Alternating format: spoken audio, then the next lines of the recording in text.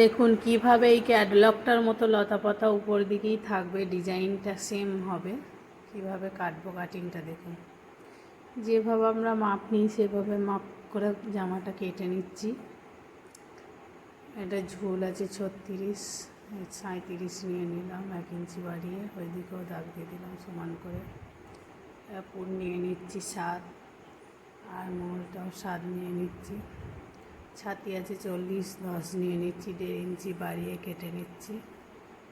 আবার আমি হিপটা 21 নিচ্ছি, হিপ লম্বা নিয়ে মাঝামাঝি করে একটা দাগ দিয়ে দিয়ে কোমরের মাপ নিয়ে নিলাম। কোমর আছে ওর 9, 36 আছে 9 করলাম। হিপটাও নিয়ে নিচ্ছি, সমান করে দাগ টেনে গলার শেপ দিয়ে নিচ্ছি। এবার কাঁধেও শেপ দিয়ে নিচ্ছি, গলায় একটা রাউন্ড শেপ দিয়ে নিলাম। এবার কাটিং করে নিয়ে কাট দিয়ে দিচ্ছি। সামনের পাটটা বার করে নিলাম, পিছন পাটটা আবার কেটে নিচ্ছি একটু একটু করে। এবার আমি হাতাটা কাটবো, হাতাটাই যাতে সমানভাবে ডিজাইনটা উপর দিকে পড়ে। দেখুন কিভাবে কাটতে হবে। একসাথে দুটো হাতা কাটিং করলে কিন্তু ঠিক হবে না। আমি প্রথমে একটা কেটে নিলাম, একটার উপরে আর একটা বসিয়ে তারপর কেটে নেবো। দেখুন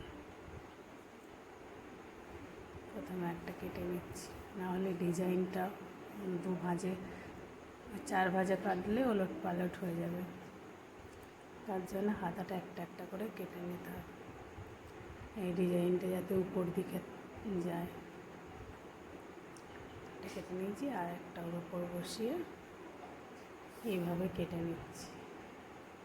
দুটোই আমার কাটা হয়ে গেছে। এবার আমি ফিটিং করে রেখে দেবো। ফিটিং করে নিয়েছি, ডিজাইনটা এইভাবে উপর দিকে গেছে। হাতার ডিজাইনে দেখুন সেম হয়েছে দুটো হাতে।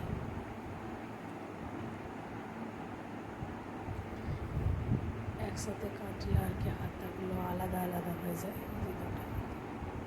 ভালো লাগলে অবশ্যই লাইক, শেয়ার, কমেন্ট করবেন। আমার চ্যানেলটা সাবস্ক্রাইব